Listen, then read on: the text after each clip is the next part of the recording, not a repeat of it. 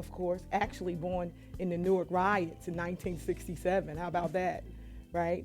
And, I have siblings, 5 to be exact, that's alive right now. One of my brothers passed away. He got shot, actually, in the city of Newark. That's a part of the plight. And that was an introduction to trauma for me, along with my dad shooting my mom. That also was trauma, a part of my story. I would like to say that a lot of my struggles came from looking for love in all the wrong places. I can really say it just like that. And the type of love was my father's love was missing from my life. And so that would land me in places with men that I should not have been. When I got to the 8th grade, I can say that my brother got shot. He got shot in South Ward, of course, right across the street from Burgaw Avenue School where, we lived. And it was really horrible. I actually was inside the school at choir rehearsal because I sang on the choir in school too. I was very active in those days. And it traumatized me, and I kind of kept to myself. I really didn't say anything about what I was feeling and what I was thinking. And this is pertinent. Nobody asked. My brother was my best friend. He was what I knew about boys, and he was gone. He was 16. I was 13. And I lost my best friend. I don't really ever think that I found a way to cope properly. I suffered in silence. I was very quiet. I didn't say anything to anybody about it. And I just didn't know. So there was one boyfriend to the next boyfriend, one man to the next man to the next man, and on into adolescence where, I did find one man and I married him. And that was my daughter's father.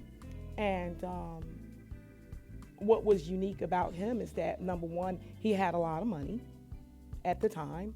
And I did remember my mom always saying stuff like, take care of your man. And I watched her with different men, throughout the years, So, of course, I followed, what I saw her do.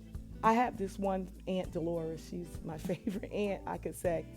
She would always encourage us through church and Bible studies and things like that to do the right things. So she encouraged me and my daughter's father to get married before I was pregnant. So we did. He was good, and then we went off into a life of crime and not doing the right things. I would like to say for survival. One of the ways that I survived was card games, carrying guns and traveling with them and making money. And then one day came and I met someone. I met a man, and it was over with my daughter's dad and I. And this man sold drugs, and he also used drugs. The difference with my husband, my daughter's dad, he didn't use drugs. This particular man used drugs, and he asked me not to use drugs. Every summer I would send my daughter away, and I had 8 weeks this summer, and I let him in my house, and he never left. I was pregnant a lot of times, and I wrote about that in my book. God somehow allowed me to carry this one seed the full term. And this beautiful little girl I had, she was just amazing, and her eyes just lit up, and she became the joy of my life. I wanted her to have everything I didn't. I wanted her to have every opportunity that I didn't. And after giving that little girl 13 wonderful years of her life, I, her mom, her best friend, ended up smoking crack cocaine. I knew I was addicted when my daughter, I found an essay that she wrote in 9th grade in her science class, and it was around her watching me transform. That's the time where I knew, without a shadow of a doubt, I knew that something was wrong. I knew I was not the way that I used to be. I believe at that point I found a little bit of faith back again. Just a little bit. It still wasn't enough to stop me though. It came to a close where my daughter, she was posting pictures of us all around the house the years before that, everything that she remembered about her mother. I heard her in the other room singing "The Battle Is Not Yours." That was it. I went to Georgia to my cousin's wedding, and they prayed for me. They stretched me out.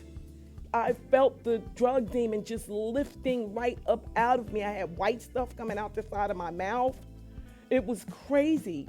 I couldn't believe it, but it worked, because 20-something days later after that, on June 30th, 2005, crack addiction was gone. The second C in my book stands for cancer, and I had cancer, breast cancer.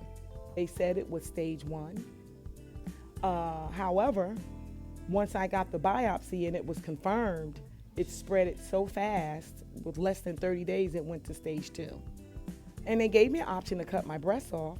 I couldn't see myself with waking up with no breasts at all, just none. Like, I just couldn't see myself, so I decided to get the lumpectomy. They did want me to do what we call chemotherapy. So I had 4 rounds of chemotherapy. October 18th, made 3 years cancer survivor. COVID is a mother, gotta blank that out. Out of all of the C's, it was COVID that took me to another level of spirituality. You don't have to be afraid to reinvent the wheel. You know, don't be afraid to reinvent the wheel. When through obedience, transition comes anyway. Through trials, tribulations, triumphs, whatever, you're going to be somebody different, but will you embrace that? You don't have to be alone, suffering or struggling with anything. All you have to do is shoot that prayer up. You need support. You need people. So ask yourself, who's that one person? There's a reason why, you know, and in that reason is purpose. I'd just like to say to the world, to everyone, that life isn't gonna be easy. Just because you failed or you smoked crack or you developed a diagnosis such as cancer or COVID-19 doesn't mean it's the end of the world.